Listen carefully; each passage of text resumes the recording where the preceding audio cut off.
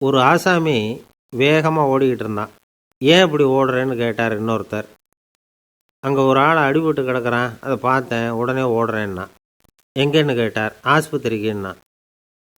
ஒரு ஆள் அடிபட்டு கிடக்கிறத பார்த்தா உடனடியாக நாம் செய்ய வேண்டியது முதல் உதவி, அதுக்கப்புறம் தான் ஆஸ்பத்திரி. இன்றைக்கி விபத்துங்கிறது சர்வசாதாரணமாக நடந்துக்கிட்டு இருக்குது. வாகன விபத்து, வெடிகுண்டு விபத்து, தீ விபத்து, கட்டடம் சரியறது, பூகம்பம், இப்படி நிறைய நடக்குது. ஒரு விபத்தை பார்த்துட்டா நம்மளில் பல பேர் நமக்கு என்னத்துக்கு வம்புன்னு ஒதுங்கி போயிடுறதும் உண்டு. சில பேர் துணிஞ்சு கிட்ட போய் உதவி செய்கிறதும் உண்டு. அப்படி உதவி செய்ய நினைக்கிறவங்களுக்கு உபயோகப்படுற தகவல் இது. விபத்தில் காயமடைஞ்சவங்களை 3 பிரிவாக பிரிக்கலாமா. முதல் வகை கொஞ்சம் சீரியஸானது, உயிருக்கு உடனே ஆபத்து தரக்கூடியது. மூளை காயம், முகம், கழுத்து காயங்கள், இருதயம், நுரையீரல் காயங்கள், வயத்தில் உள்ளுறுப்பு காயங்கள், அதிகப்படியான இரத்தப்போக்கு, இதனால எல்லாம் பாதிக்கப்பட்டிருந்தால் அது முதல் வகை அப்படின்னு நாமளே மனசுக்குள்ளே முடிவு பண்ணிக்கணும். இவங்களுக்கெல்லாம் உடனடியாக முதல் உதவி கொடுக்கணும். தாமதப்படுத்தாமல் ஆஸ்பத்திரிக்கு கொண்டுகிட்டு போயிடணும். இப்படி கொஞ்சம் எச்சரிக்கையாக நடந்துக்கிட்டால் அவங்களில் பல பேரை காப்பாற்றி போடலாம். ரெண்டாவது வகை எப்படின்னா, முதல் உதவி விரைவாக கிடைச்சா உயிர் பிழைக்கக்கூடிய மார்பு காயங்கள், கைகால் எலும்பு முறிவு, இடுப்பு முதுகெலும்பு காயம், சீரான இரத்த சேதம், இப்படிப்பட்டவங்களை ரெண்டாவது வகையாக பிரிக்கணும். ஆபத்து இல்லாத சிராய்ப்புகள், சிறு காயங்கள், இரத்த உறைவுகள், இதனால் பாதிக்கப்படுறவங்க மூணாவது வகை. ஒருத்தர் தலையில் அடிபட்டு நினைவு இழந்துட்டார்னு வச்சுங்க, அவருக்கு வாந்தி வர்றதுனால புறையேறி மூச்சு அடைப்பு உண்டாகும். இப்படி ஆகாமல் இருக்கிறதுக்காக தலையை ஒரு பக்கமாக சாய்ச்சி வைக்கலாம். நாடி துடிப்பையும் இதய துடிப்பையும் தொட்டு பார்க்கணும். அது குறைஞ்சிருந்தாலும் சரி, நின்று இருந்தாலும் சரி, அவர் மார்பை நிமிஷத்துக்கு 80 தடவை உள்ளங்கையால் அழுத்தி இதய துடிப்பை மீட்கிறதுக்கு உதவி பண்ணணும். கழுத்தில் காயம்பட்டாலும் ஆபத்து அதிகம். கழுத்துக்கு அடியில் ஒரு துண்டை மடித்து வைக்கலாம். 2 பக்கமும் சின்ன தலையணை அல்லது துணி மடிப்புகளை வச்சு கழுத்தை அதிகமாக அசையாமல் பார்த்துக்கலாம். முதுகெலும்பு முறிஞ்சிருக்குமோ அப்படிங்கிற சந்தேகம் இருந்ததுன்னா அவரை அதிகமாக அசைய விடக்கூடாது. அதிகமாக அசைஞ்சால் தண்டு இடத்துல பாதிப்பு ஏற்பட்டு கை கால் விளங்காமல் போயிடும். அவரை ஒரு கனமான போர்வை இல்லைன்னா பாயில் படுக்க வச்சு 4 பேர் மெதுவாக தூக்கி மருத்துவ உதவிக்கு அனுப்பி வைக்கலாம். கையெலும்பு முறிஞ்சிருந்தால் முறிஞ்ச பாகத்தை உடம்போடு சேர்த்து அசையாமல் கட்டி போடலாம். கால் எலும்பு முறிஞ்சிருந்தால் மற்ற காலோடு சேர்த்து கட்டி போடலாம். முறிஞ்ச பாகம் தொங்காமல் பார்த்துக்கணும். அப்போ தான் வீக்கம் உண்டாகாமல் இருக்கும். வெட்டு காயம், குண்டடிப்பட்ட காயம், இதிலெல்லாம் ரத்தப்போக்கு அதிகமாக இருக்கும். ரத்தம் வெளியேற ஆபத்து அதிகம். சுத்தமான துணியை பல மடிப்புகளை மடித்து காயத்தின் மேலே வச்சு அழுத்தமாக ஒரு 10 நிமிஷம் பிடிச்சிக்கணும். ரத்தம் நின்ன உடனே காயத்துக்கு கட்டு போடலாம். சில சமயம் காயம்பட்ட பாகத்தை உயரமாக தூக்கி பிடிச்சிக்கிட்டா தான் ரத்த கசிவு நிற்கும். இந்த விவரங்களையெல்லாம் கொஞ்சம் மனசில் வாங்கி வச்சுக்கிட்டோம்னா சமயத்தில் உதவும். ஏன்னா இந்த காலத்தில் விபத்து எந்த ரூபத்தில் எப்போ வரும்னு யூகிக்கவே முடியல. நண்பர் ஒருத்தர் சொன்னார், நேற்றுக்கு பாருங்கள் சார், என் கண்ணு முன்னாடியே ஒரு சின்ன விபத்து நடந்ததுன்னார். என்னன்னு விசாரித்தோம். ஒரு பஸ்ஸில் வந்துக்கிட்டு இருந்தேன். அந்த பஸ்ஸில் பின்பக்கம் படி ஓரமாக நின்றுக்கிட்டு இருந்த ஒருத்தர் ரோட்டில் விழுந்துட்டார். டிரைவர் அதை கவனிக்கலை, நிறுத்தாமல் அவர் பாட்டுக்கு போகிறாருன்னார். கண்டக்டர் உடனே விசில் கொடுத்து பஸ்ஸை நிறுத்த வேண்டியது தானே அப்படின்னோம். அதுதான் சார் முடியாமல் போச்சுன்னார் அவர். ஏன்னு கேட்டாங்க. தவறி கீழே விழுந்ததே அந்த கண்டக்டர் தான் சார் அப்படிங்கிறார். 1816 வருஷம் செப்டம்பர் மாதம் 11ஆம் தேதி பிரான்ஸ் தேசத்தில் உள்ள ஒரு மருத்துவமனை. அங்கே ஒரு இளம் டாக்டர் கொஞ்ச நாளைக்கு முன்னாடி தான் அந்த ஆஸ்பத்திரியில் புதுசாக வேலைக்கு சேர்ந்துருக்கிறார். அவர் பேர் ரெனே லெனக். அவர் அன்னைக்கு காலையில் அந்த மருத்துவமனையில் அப்படியே ரவுண்ட்ஸ் வந்துக்கிட்டு இருக்கிறார். வார்டில் ஒரு படுக்கையில் ஒரு இளம் பெண் படுத்திருக்கிறார். அந்த பொண்ணுக்கு இருதய நோயாக இருக்கலாம்ங்கிறது மற்ற டாக்டர்கள் சந்தேகம். அந்த காலத்துல எல்லாம் ஒருத்தருடைய இருதய துடிப்பை தெரிஞ்சுக்கணும்னா நோயாளியின் மார்பில் டாக்டர் காதை வச்சு பார்த்து தான் தெரிஞ்சுக்கிறது வழக்கம். ஆனால் இந்த பெண்ணும் இளம் பெண், அந்த டாக்டரும் புதுசாக சேர்ந்துருக்கிறவர். அதனால் பரிசோதனை பண்ண தயங்கினார். கொஞ்ச நேரம் யோசனை பண்ணார். திடீர்னு ஒரு ஞாபகம் வந்தது அவருக்கு. அதாவது அன்னைக்கு விடியற் காலையில் தோட்டத்தில் அப்படி வாக்கிங் போயிட்டு இருந்தப்போ சின்ன பசங்கள்லாம் ஒரு மரக்கட்டையை வச்சு விளையாடிக்கிட்டு இருந்தாங்களாம். அதை இவர் பார்த்துருக்கிறார். அது என்ன விளையாட்டுனா, ஒரு நீளமான மரப்பலகை, அதில் ஒரு முனையில் ஒரு பையன் தன்னுடைய காதை வச்சுக்கிட்டு இருக்கிறான். மறுமுனையில் இன்னொரு பையன் அந்த மரப்பலகையை ஒரு ஆணியால் கீறிக்கிட்டு இருக்கிறான். ஒரு முனையில் ஆணியால் கீறும் பொழுது மறுமுனையில் காதை வச்சிருக்கிற பையனுக்கு அந்த சத்தம் துல்லியமாக கேட்குது. அந்த டாக்டருக்கு காலையில் பார்த்த இந்த விளையாட்டு ஞாபகத்துக்கு வந்துட்டுது. உடனே என்ன பண்ணார் தெரியுமா? ஒரு நீளமான காகிதத்தை எடுத்தார். அதை அப்படியே உருளை மாதிரி உருட்டினார். ஒரு முனையை அந்த நோயாளியின் மார்பில் இடது பக்கம் வச்சார். இன்னொரு முனையில் தன்னுடைய காதை வச்சார். என்ன ஆச்சரியம்!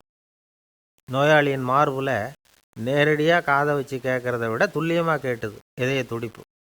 இதய துடிப்பு மட்டும் இல்லை, மூச்சு இழுத்து விடுறது, திரவ பொருள்களின் அசைவு, எல்லா சத்தமும் தெளிவாக கேட்குது.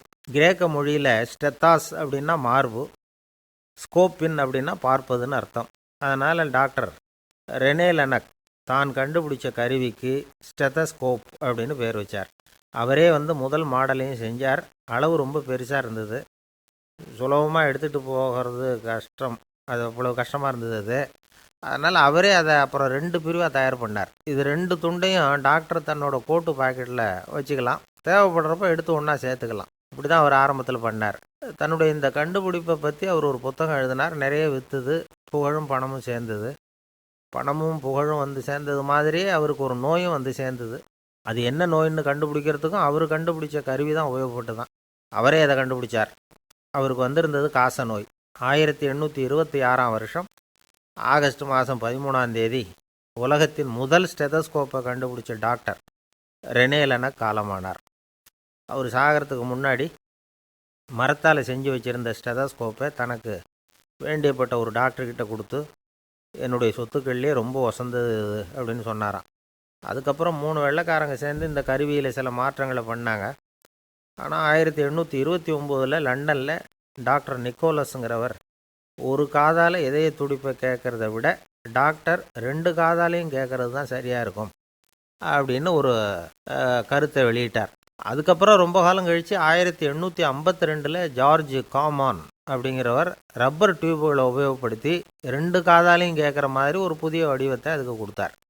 அதுக்கு பிறகு அது படிப்படியாக எவ்வளவோ மாற்றங்கள் இருந்தாலும் ஆரம்பத்தில் டாக்டர் ரெனே லெனக் உருவாக்கின அடிப்படை மாடலை யாரும் மாற்றி அமைக்கலைங்கிறது தான் முக்கியமான விஷயம். நமக்கு தெரிஞ்ச ஒரு ஆஸ்பத்திரி, அதில் ஒரு நோயாளி, காலை நேரத்தில் நர்ஸு அந்த பக்கமாக போயிட்டு இருந்தாங்க.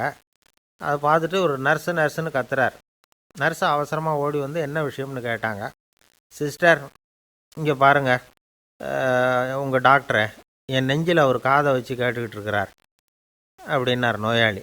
சிஸ்டர் பதட்டப்படாமல், அதனால் என்ன, இந்த டாக்டர் பழமையான விஷயங்களில் ரொம்ப நம்பிக்கை உள்ளவர், அதனால் ஸ்டெதாஸ்கோப்பை உபயோகப்படுத்தாமல் காதை வச்சு கேட்குறார், அது ஒன்றும் தப்பு இல்லை அப்படின்னாங்களாம். ஐயோ, அதுக்காக இல்லை சிஸ்டர், இவர் என் நெஞ்சு மேலே தலையை வச்சது நேற்று ராத்திரி 9 மணி, இப்போ விடிஞ்சு போச்சு, இன்னமும் தலையை எடுக்கவே இல்லை, அதுக்காக தான் சந்தேகப்பட்டு உங்களை கூப்பிட்றேன் அப்படின்னாராம். ஒரு அம்மா தெருவில் உட்காந்து என்னத்தையோ தேடிட்டு இருக்கிறாங்க. அந்த அம்மா ஒரு சூஃபி ஞானி. அவங்க பேர் என்னென்னா ரபியா அல் அடாவியா. அந்த அம்மாவுக்கு கண் கூட தெளிவாக தெரியாது.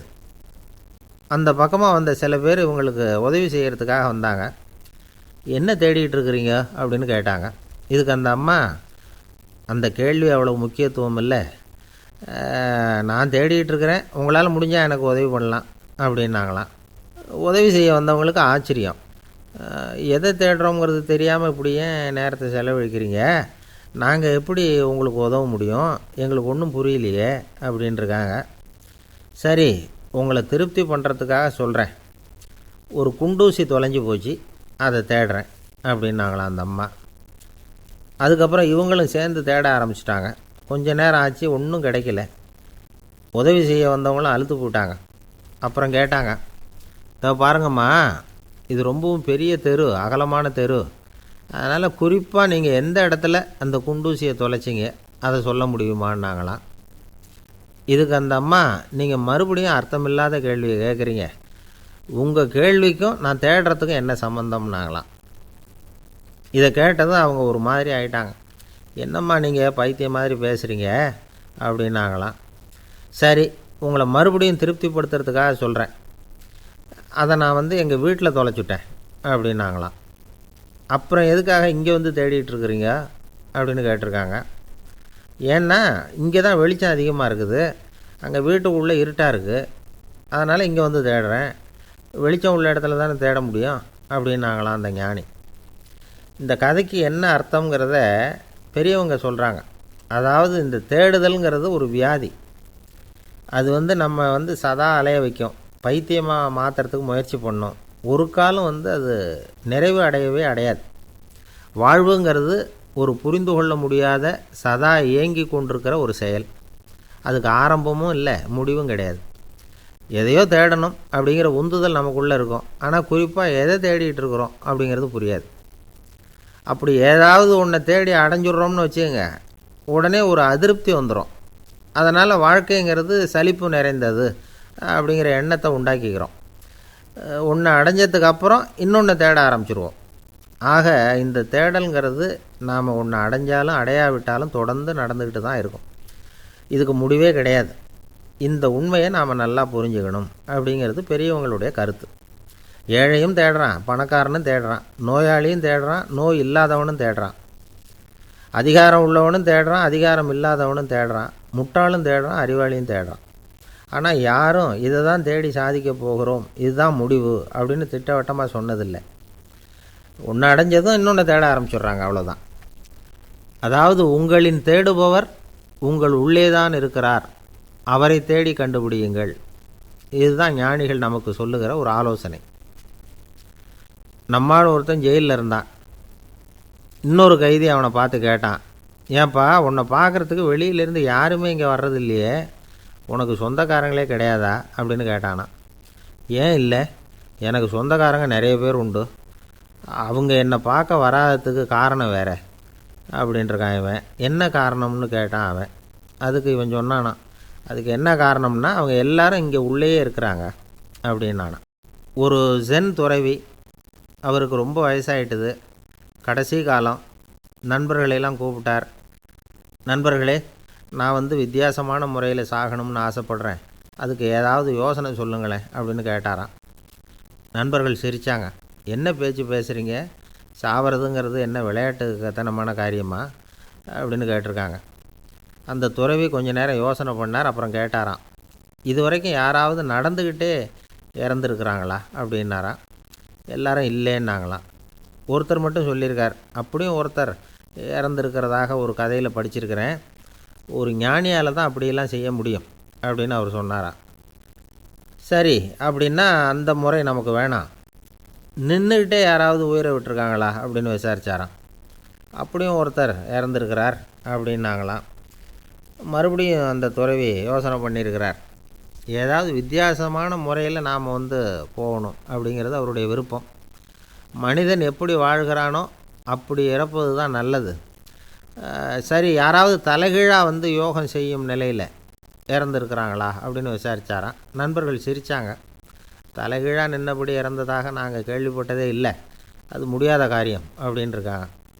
இப்போ அந்த துறவிக்கு திடீர்னு உற்சாகம் வந்துட்டுது. உடனே எழுந்திரிச்சார், தலைகீழாக நின்னார், அப்படியே உயிரை விட்டுட்டார். அவ்வளோதான். அந்த மடாலயத்தில் ஒரே குழப்பம், எப்படி அவரை கீழே இறக்கி படுக்க வைக்கிறது அப்படின்னு புரியல. இப்படி உயிர் விடுறதை பற்றி அவங்க இது வரைக்கும் கேள்விப்பட்டதும் இல்லை. உண்மையிலேயே இவர் இறந்து தான் போனாராங்கிறதும் தெரியல. சோதித்து பார்த்தாங்க, இதய துடிப்பு, நாடி துடிப்பு எல்லாம் நின்று போயிருந்தது. இவர் எப்பவும் இப்படி தான், என்ன பண்ணுறது இப்போது அப்படின்னு சொல்லி எல்லோரும் குழம்பிக்கிட்டு இருக்கிற சமயத்தில் ஒரு பெரிய ஒரு யோசனை சொன்னார். இந்த துறவியோட மூத்த சகோதரி பக்கத்து மடாலயத்தில் இருக்கிறாங்க, அவங்கள இங்கே அழைச்சிட்டு வந்தால் ஏதாவது வழி கிடைக்கும் அப்படின்னார். அந்த அம்மாவுக்கு 90 வயசு.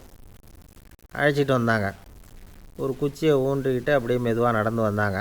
தம்பி, தலைகீழாக நின்று உயிர் விட்டு இறக்கிறத பார்த்தாங்க. தம்பின்னு கூப்பிட்டு பார்த்தாங்க, ஒன்றும் காணோம். உடனே என்ன பண்ணாங்க, தன்னுடைய கைத்தடியால் தம்பியோட உடலை ஒரு தட்டு தட்டினாங்க. ஏன்ப்பா, சாகிறப்பவும் உன்னுடைய குறும்புத்தனத்தை விடலையா, இப்படியாடா சாகிறது, ஒழுங்காக செத்து தொலை அப்படின்னாங்களாம். அவ்வளவுதான். உடனே அந்த துறவி திரும்பி நேராக நின்னார். அக்கா, கோவப்படாத, நான் ஒழுங்காக சாகிறேன், எப்படி செத்தா என்ன, எல்லாம் எனக்கு ஒன்று தான் அப்படின்னு சொல்லிவிட்டு அப்படியே தரையில் படுத்து உயிரை விட்டாராம். அதுக்கப்புறம் அந்த அம்மா கோலை கையில் எடுத்துக்கிட்டு அப்படியே திரும்பி கூட பார்க்காம அவங்க பாட்டுக்கு போயிட்டாங்களாம். மரணத்தை ஒரு விளையாட்டாக ஆக்கிய அந்த துறவிக்கு வாழ்க்கையே ஒரு விளையாட்டாக தான் இருந்திருக்குது. எந்த நோக்கமும் இல்லாமல் செயல்படுறதுன்னா என்னங்கிறதும் அவருக்கு தெரிஞ்சிருக்குது. பயனை எதிர்பார்க்காம பணி செய்து வாழ்ந்து மறைந்த மகான் அவர். தம்முடைய தொழிலை விளையாட்டு போல செய்ய தெரிஞ்சவருக்கு வாழ்க்கையே ஒரு விளையாட்டாக மாறிடும். எல்லாமே விளையாட்டாகி விடுகிற போது மரணமும் விளையாட்டாகிவிடும் அப்படிங்கிறது தான் அந்த தத்துவம். ஆனால் அதுக்கு முன்னாடி உங்களுக்குள்ளே இருக்கிற உண்மையான நடிகனை நீங்கள் அடையாளம் கண்டுபிடிக்கணும். நீங்கள் நடிக்க வேண்டியதே இல்லை, நீங்கள் ஏற்கனவே நடிச்சுக்கிட்டு தான் இருக்கிறீங்க. நீங்கள் இந்த உண்மையை தெரிஞ்சுக்கணும், அவ்வளவுதான். இதுதான் ஞானிகளுடைய கருத்து. நீங்கள் தெருவில் நடந்து போயிட்டுருக்கிறீங்க, எதிரில் வர்றவர் உங்களை பார்த்து எப்படி இருக்கிறீங்கன்னு கேட்குறார். நல்லா இருக்கிறேங்கிறீங்க. உண்மையிலேயே நாம் நல்லா இருக்க மாட்டோம், ஏதாவது உடம்புல கோளாறு இருக்கும். ஆனால் அப்படி சொல்லுவோம், நல்லா இருக்கிறேன் அப்படின்னு. அது நடிப்பு தானே. உங்களை சந்தித்ததில் ரொம்ப மகிழ்ச்சி அப்படின்னு சொல்கிறோம். உடனே கொஞ்சம் நிதானமாக யோசித்து பாருங்கள், உண்மையிலேயே உங்கள் மனசு மகிழ்ச்சி அடைஞ்சுட்டுதா? அது நடிப்பு தானே. வாழ்க்கையை சரியாக புரிஞ்சுக்கிட்டால் எல்லாமே நடிப்புங்கிறது புரியும். கல்யாண பத்திரிக்கை அனுப்பியிருந்தேனே, ஏன்டா வரலன்னு கேட்டான் ஒருத்தன். வந்திருந்தேனே அப்படின்னானா இவன். டேய், ஏன்டா போய் சொல்கிற, நான் பத்திரிக்கையே உனக்கு அனுப்பலையே அப்படின்ட்டுருக்கான் அவன். அதுக்கு இவன் சொன்னானா, பத்திரிக்கை அனுப்புனேன்னு நீ போய் சொல்கிறப்போ கல்யாணத்துக்கு வந்தேன்னு நான் போய் சொல்லக்கூடாதா அப்படின்னானா. ஒருத்தரை பார்த்து உன்னுடைய நண்பர்கள் யார் அப்படின்னு ஒரு கேள்வி கேட்டு பாருங்க. கொஞ்சம் யோசித்து பதில் சொல்லுவாங்க. அவங்கக்கிட்டேயே உன்னுடைய எதிரிகள் யார் அப்படின்னு கேளுங்க, கடகடன்னு ஒப்பிச்சிருவாங்க. நம்ம மனசு இருக்க அது எப்படின்னா, நம்ம நண்பர்களை விட எதிரிகளை அது நல்லா ஞாபகத்தில் வச்சுக்கும். இது ஒரு ஆச்சரியமான உண்மை. உங்களால் நண்பர்களை மறந்துட முடியும், ஆனால் எதிரிகளை மறந்துட முடியாது. இது ஒரு வேடிக்கையான நிலைமை தான். அழகான தருணங்களை நாம் ஏன் மறந்துடுறோம்? இது இயற்கை. ஏன்னா நம்ம மனசு மலர்களை கவனிக்கிறதில்ல, அதில் இருக்கிற முள்ளை தான் கவனிக்குது. தன்னை காயப்படுத்துகிற எதையும் அது உடனே கண்டுகொள்ளுது. ஒரு தெளிந்த சிந்தனை உடைய மனசு மிக அழகாக உள்ள எல்லாத்தையும் கவனிக்கும். அது நன்றியுடன் உணரக்கூடிய எல்லாத்தையும் பார்த்து குறிச்சிக்கும். இப்படிப்பட்டவங்க வாழ்க்கை இயல்பாகவே நல்லா அமையும். அது ரொம்ப அபூர்வம். மனசில் உள்ள ஒரு சிறிய அமைப்பை மாற்றுவதை பொறுத்து தான் இந்த விஷயம் அப்படிங்கிறார் ஓஷோ. ஒரு யூத கோவில் இருந்து தான், அது யூதர்களின் மடமாகவும் இருந்தது. அங்கே ஒரு தலைமை குரு, அவர் ரொம்ப கண்டிப்பானவர். அந்த கோவிலை ஒட்டி ஒரு தோட்டம். ஒரு நாள் காலையில் அந்த தோட்டத்தில் 2 இளம் யூதர்கள் நடந்து போய்கிட்டு இருக்கிறாங்க. காலையில் 1 மணி நேரம், மாலையில் 1 மணி நேரம் அவங்க அந்த தோட்டத்தில் நடக்கிறதுக்கு அனுமதி உண்டு. மற்ற நேரங்களில் அவங்க மத புத்தகங்களை படிக்கணும், பிற விதிமுறைகளை கடைபிடிக்கணும்.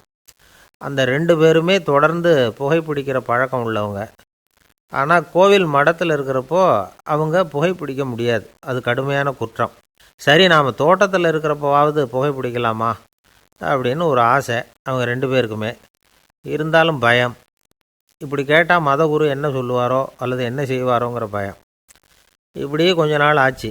ஒரு நாள் இந்த 2 பேரில் ஒருத்தன் ரொம்ப கலங்கி போய் அந்த கோவிலிருந்து வெளியில் வந்துக்கிட்டு இருந்தான். வந்தவன் நேராக தோட்டத்து பக்கம் போனான். அங்கே இன்னொருத்தன் ஆனந்தமாக புகை பிடிச்சிக்கிட்டு இருக்கிறான். அதை பார்த்து தான் இவனுக்கு அதிர்ச்சி. அட கடவுளே, என்ன இது, நீ கேட்காமலே ஆரம்பிச்சிட்டியா அப்படின்னா. இல்லை இல்லை, நான் கேட்டுவிட்டு தான் ஆரம்பிச்சிருக்கேன்னா அவன். அப்படியா, என்ன மனுஷன் இவர், நானும் தான் கேட்டேன், என்ன கண்ணாமுன்னான்னு திட்டிவிட்டார். இது என்ன கோவிலா இல்லை நரகமா? உனக்கு புகை பிடிக்கணும்னு ஆசையாக இருந்தால் நரகத்துக்கு போகணும்னு சொல்லிவிட்டார். அது சரி, உன்னை மட்டும் எப்படி அனுமதிச்சார் அப்படின்னு கேட்டான் இவன். அவன் சிரிச்சுக்கிட்டே, நீ எப்படி கேட்ட சொல்லு அப்படின்னா. நாம் இந்த தோட்டத்துக்கு வர அனுமதிக்கப்பட்டிருக்கிறதே ஜபத்துக்காகத்தானே, அதனால் நான் ஜபம் சொல்லும் பொழுது புகை பிடிக்கலாமா அப்படின்னு கேட்டேன். அதுக்கு தான் அவர் சத்தம் போட்டு என்னை அடிக்கவே வந்துட்டார் அப்படின்னா இவன். நீ ஒரு மாதிரியாக கேட்டிருக்க, நான் வேறு மாதிரியாக கேட்டிருக்கிறேன். ஜெபம் சொல்லும்போது புகை பிடிக்கலாமான்னு நீ கேட்டிருக்க. ஐயா, புகை பிடிக்கும் பொழுது ஜபிக்கலாமா அப்படின்னு நான் கேட்டேன். அதில் தப்பு ஒன்றும் இல்லை அப்படின்னு பதில் சொல்லிட்டார் அப்படின்னா. ஒரு சிறிய மாற்றம்தான் அது மிகப்பெரிய மாறுதலை ஏற்படுத்தி விட்டது. மனசு நல்ல விதமாக சிந்திக்க ஆரம்பிச்சுட்டுதுன்னா மகிழ்ச்சிக்கு பஞ்சம் இல்லை. ஒரு கஞ்சன் ஆற்றுல விழுந்துட்டான். வெள்ளத்தில் தத்தளிச்சிக்கிட்டு இருக்கிறான். கரையில் நின்ன ஒருத்தர், உன் கையை கொண்டா இப்படி பிடிச்சி இழுத்து கரையில் சேர்த்து விடுறேன்னார். எதையும் கொடுத்து பழக்கம் இல்லாத அவன் கையையும் கொடுக்க மாட்டேன்னுட்டான். இவர் பார்த்தார், உன் கையை கொடுன்னு சொல்கிறதுக்கு பதிலாக நான் என் கையை கொடுக்குறேன் பிடிச்சிக்கோ அப்படின்னார். அவன் கப்புன்னு பிடிச்சிக்கிட்டான், இழுத்து கரையில் போட்டார். ஒருத்தன் எப்படி நடந்துக்கிறாங்கிறத வச்சு தான் அந்த ஆள் எப்படிங்கிறத நாம் முடிவு பண்ணுறோம். ஆளுமைன்னு சொல்கிறோம்ல, அதுக்கு சூழ்நிலைகளை ஆளுகின்ற தன்மை அப்படின்னு விளக்கம் கொடுக்குறார் ஒரு உளவியல் நிபுணர். சரி, ஒரு மனிதனுடைய ஆளுமையை உருவாக்குகிற விஷயங்கள் என்னென்ன? பிறப்பு, வளர்க்கப்பட்ட விதம், படிப்பு, நண்பர்கள், சமுதாயம், இப்படி நிறைய உண்டு. ஆளுமையின் அடிப்படையில் சில மனநோய்கள் உண்டாகுது. அதெல்லாம் என்னென்னங்கிறத தெரிஞ்சு வச்சுக்கிட்டோம்னா நம்ம கூட இருக்கிறவங்கள அடையாளம் கண்டுபிடிக்கிறதுக்கு அது ரொம்ப உபயோகமாக இருக்கும். ஃப்ரெனாய்டு ஆளுமை அப்படின்னு ஒன்று. இந்த கோளாறு உள்ளவங்க எப்படி இருப்பாங்க தெரியுமா? அதிக உணர்ச்சி, சந்தேகம், பொறாமை இதெல்லாம் அதிகமாக இருக்கும். வளைஞ்சு கொடுக்க மாட்டாங்க. அடுத்தவங்களோட இணக்கமான உறவு இருக்காது. அவங்க செய்கிற தப்புக்கெல்லாம் அடுத்தவங்களை குறை சொல்லிகிட்டு இருப்பாங்க. இது ஒரு ரகம். அடுத்தது ஸ்கிசாய்டு ஆளுமை அப்படின்னு சொல்கிறாங்க. இந்த கோளாறு உள்ளவங்க அடுத்தவங்களோட பழக கூச்சப்படுவாங்க.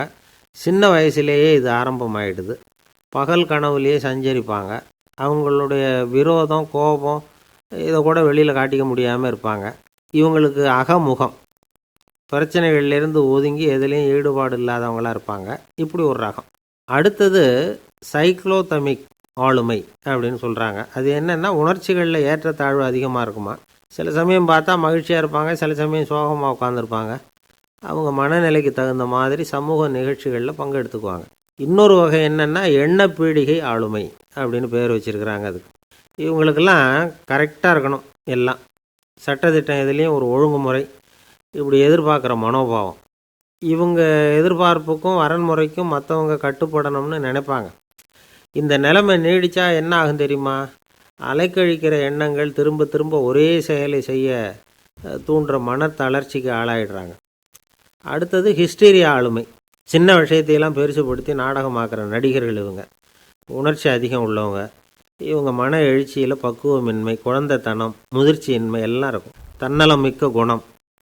பிறர் தன்னை மட்டுமே கவனிக்கணும்னு நினச்சி செயல்படுறது, இதெல்லாம் இவங்க அடையாளம். அடுத்த ரகம் எப்படின்னா வளர்ச்சியற்ற ஆளுமைன்னு சொல்கிறாங்க. அடுத்தவங்களோட இணங்கி போக முடியாதவங்க. அறிவு, மன எழுச்சி, சமூக உறவு இதில் எல்லாம் போதுமான வளர்ச்சியையும் நிறைவையும் பெற முடியாதவங்க. இவங்களால வாழ்க்கையில் முன்னேற முடியாது. பிச்சைக்காரங்க, குற்றவாளிகள், இவங்ககிட்டெல்லாம் இது மாதிரியான ஆளுமை அதிகமாக இருக்குமா. அடுத்தது என்னென்னா சோர்வுடைய ஆளுமை.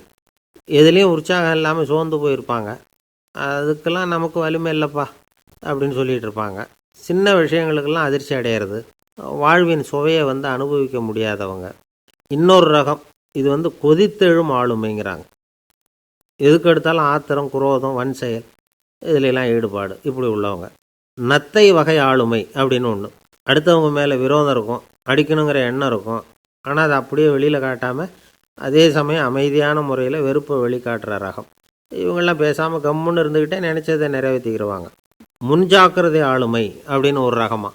பாதுகாப்பின்மை, சந்தேகம், முழுமையின்மை, அறவேக்காட்டுத்தனம் இந்த மனப்போக்கு அதிகமாக இருக்கிறதுனால அகம்பாவம், புடிவாதம், எச்சரிக்கை எல்லாம் அளவுக்கு மீறி இருக்கும். இதுவரைக்கும் நாம் பேசிக்கிட்டு இருந்த ஆளுமை பண்புகள் அளவுக்கு அதிகமாக போயிட்டுதுன்னா ஆளுமை கோளாறுகள் ஏற்படும். அதன் அடிப்படையில் மனவியாதிகள் வருமா. அதனால் இணக்கமான, எல்லாரும் விரும்புகிற இயல்பான ஆளுமையை பெறுவதற்கு நாம் முயற்சி செய்யணும் அப்படிங்கிறது மனோதத்துவ நிபுணர்களுடைய ஆலோசனை. ஒருத்தர் ஒரு மனோதத்துவ டாக்டரை தேடிட்டு வந்தாராம். டாக்டர், எனக்கு மனசில் ஏதோ வியாதி, ஆளுமை கோளாறு, அதாவது எனக்கு சீக்கிரமாக செத்து போனால் தேவையில்லைன்னு தோணுது அப்படின்னாராம். உடனே அந்த டாக்டர், சரி அப்படின்னா இங்கேயே இருங்க, நான் வைத்தியம் பார்க்குறேன் அப்படின்னாராம். நம்பிக்கை இல்லைன்னா இந்த உலகத்தில் நாம் நடமாடவே முடியாது. அவநம்பிக்கையோடு இருந்துக்கிட்டு இருந்தால் என்றைக்கும் அவஸ்தை தான். நாம் நம்புறது நடக்குதோ இல்லையோ அது வேறு விஷயம். ஆனால் எதையும் நம்பி தான் நாம் அடி வைக்க வேண்டியிருக்கு. வேறு ஒன்றும் வேணாம், ஒரு லாட்ரி சீட்டு வாங்குகிறோம், அது எங்கே நமக்கு விழப்போகுது அப்படிங்கிற அவநம்பிக்கையோடவா வாங்குகிறோம். பரிசு நமக்கு தான் அப்படிங்கிற நம்பிக்கை உள்ளூர இருக்கிறதுனால தான் அதை வாங்குகிறோம். இருந்தாலும் முடிவு வேறு மாதிரி ஆகிடுது. அதுக்காக மனசு சோர்ந்து போகிறதில்ல, அடுத்த மாதமும் சீட்டு வாங்குகிறோம். இந்த நம்பிக்கை தான் மனித வாழ்க்கைக்கு ஆதாரம். ஒரு கடையில் போய் டீ சாப்பிட்றீங்க, அந்த டீ நல்ல டீ தானா, அதில் விஷம் கலந்துருக்குமா அப்படிங்கிற சந்தேகம் வந்துட்டுதுன்னு வச்சுங்க. அதுக்கப்புறம் அதை எப்படி நீங்கள் சாப்பிட முடியும்? நம்பி தான் சாப்பிட்ணும். ரயில் ஒழுங்காக போய் சேருங்கிற நம்பிக்கை இருக்கிறதுனால தான் அதில் ஏறி உட்கார்றோம். லெட்டர் ஒழுங்காக போய் சேருங்கிற நம்பிக்கை இருக்கிறதுனால தான் பெட்டியில் போடுறோம். சரி, நம்ம கதையெல்லாம் நம்மளோட இருக்கட்டும். மனித நம்பிக்கை எந்த அளவுக்கு உறுதியாகவும் அறிவுபூர்வமாகவும் இருக்கணுங்கிறதுக்கு அலெக்சாண்டர் வாழ்க்கையில் நடந்த ஒரு சம்பவத்தை உதாரணமாக சொல்லலாம். இந்த உலகத்தையே ஜெயிக்கணும்னு புறப்பட்டார் அலெக்சாண்டர். ஒரு கட்டத்தில் அவர் சிட்னஸ் நதி கரைக்கு சேர்ந்தார். அந்த சமயத்தில் அவருக்கு கடுமையான நோய் வந்துட்டுது. அவர் கூடவே வந்திருந்த கிரேக்க வைத்தியர்கள் என்னென்னமோ முயற்சியெல்லாம் பண்ணி பார்த்தாங்க. இருந்தாலும் அலெக்சாண்டருக்கு வந்திருக்கிறது என்ன நோய்ங்கிறத அவங்களால கண்டுபிடிக்க முடியல. ஏன்னா அந்த பகுதியில் உள்ளவங்களுக்கு மட்டுமே அதிகமாக வரக்கூடிய ஒரு வினோதமான நோயாக இருந்தது அது. ஆனால் அவர் இருக்கிற இடம் எதிரியோட இடம், பாரசீக மன்னனோட ஆளுகைக்கு உட்பட்ட இடம். என்ன பண்ணுறது அப்படின்னு எல்லாரும் யோசனை பண்ணாங்க. பாரசீக மன்னனோட அரண்மனையில் இருக்கிற வைத்தியர் வந்தால் இந்த நோயை குணப்படுத்தி விடுவார் அப்படின்னு சொன்னாங்க. இருந்தாலும் எதிரியோட நாட்டில் இருக்கிற வைத்தியரை கூப்பிட்டு எப்படி நம்பி வைத்தியம் பார்க்க சொல்கிறது அப்படின்னு சொல்லி எல்லோரும் தயங்கினாங்க. ஆனால் அலெக்சாண்டர் தயங்கலை. பரவாயில்ல, அழைச்சிட்டு வாங்கன்னு விட்டார். உடனே அவரை போய் அழைச்சிட்டு வந்துட்டாங்க. அவர் வந்தார். அலெக்சாண்டர் உடம்பை பரிசோதனை பண்ணி பார்த்தார். சரி, இதை குணப்படுத்தி விடலாம், பயப்பட வேண்டியதில்லை. ஆனால் இதுக்கு ஒரு மூலிகை ரசம் தயார் பண்ணி கொடுக்கணும். நான் போய் அதை தயார் பண்ணிவிட்டு 2 நாளில் திரும்பி வந்துடுறேன் அப்படின்னு சொல்லிவிட்டு போனார் அந்த வைத்தியர். அதே மாதிரி 2 நாளில் திரும்பி வந்தார் மூலிகை ரசத்தோடு. இதுக்கு இடையில் அலெக்சாண்டரோட தளபதிகளில் ஒருத்தர் ரகசியமாக ஒரு எச்சரிக்கை கடிதம் கொடுத்து அனுப்பியிருக்கிறான். அதை வாங்கி என்ன விஷயம்னு பார்த்தார். இப்போ உங்ககிட்ட வந்திருக்கிற எதிரி நாட்டு வைத்தியரை நம்பாதீங்கோ, அவன் கொண்டுகிட்டு வந்திருக்கிற மூலிகை ரசத்தில் விஷம் கலந்துருக்குது அப்படின்னு அதில் எழுதியிருக்கு. அதை பார்த்தார் அலெக்சாண்டர். இருந்தாலும் கொஞ்சம் கூட அலட்டிக்கலை. வைத்தியர் கொடுத்த மருந்தை வாங்கி கடகடன்னு குடிச்சுட்டு அதுக்கப்புறம் அந்த கடிதத்தில் இருந்த விஷயத்தை அந்த வைத்தியர்கிட்ட சொன்னார். வைத்தியர் திகைச்சு போயிட்டார். தன் மேலே அலெக்சாண்டர் வச்சுருக்கிற நம்பிக்கையை பார்த்து அவருக்கு ரொம்ப வியப்பு. வைத்தியர் உண்மையிலேயே நல்ல மருந்து தான் கொண்டுகிட்டு கொடுத்துருக்கிறார், அதில் விஷம்லாம் எதுவும் கலக்கலை. அதுக்கப்புறம் அலெக்சாண்டர் அந்த வைத்தியரை பார்த்து சொன்னாராம், நம்பிக்கைங்கிற அச்சாணியை ஆதாரமாக வச்சுக்கிட்டு தான் இந்த உலகம் சுற்றிக்கிட்டு இருக்குது. எனக்கு எதிரியாக இருந்தாலும் பாரசீக மன்னர் ரொம்ப பெரியவர். அப்பேற்பட்ட மன்னருடைய அரண்மனை வைத்தியர் தொழில் நேர்மை இல்லாதவராக இருக்க மாட்டார். அப்படி இருந்தால் அவரை அரண்மனை வைத்தியராக வச்சிருக்கவே மாட்டாங்க அப்படின்னு நம்பினேன். என்னுடைய நம்பிக்கை வீண் போகலை அப்படின்னாராம். இதுதான் மானுட நம்பிக்கைங்கிறது. இந்த காலத்துலேயும் இது மாதிரி இந்த மானுட நம்பிக்கையை ரொம்பவும் சாமர்த்தியமாக கையாளுகிற கெட்டிக்காரங்க சில பேர் இருக்கிறாங்க. இந்த காலத்து குரு, அவருக்கு ஒரு சிஷ்யன். குரு முன்னாடி அந்த சிஷ்யன் ரொம்ப பணிவாக நின்று, குருவே, உங்கள் கையால் விஷத்தை கொடுத்தாலும் அதை வாங்கி மடமடன்னு குடிச்சிருவேன் அப்படின்னா. உன்னுடைய குரு பக்தியை மெச்சினேன் அப்படின்னார் குரு. அதுக்கு அந்த சிஷ்யன், அப்படி இல்லை குருவே, உங்ககிட்ட சிஷ்யனாக இருக்கிறத விட உங்கள் கையால் விஷத்தை வாங்கி குடிச்சு விடுறது ரொம்ப நல்லது, அதனால தான் அப்படி சொன்னேன் அப்படின்னா.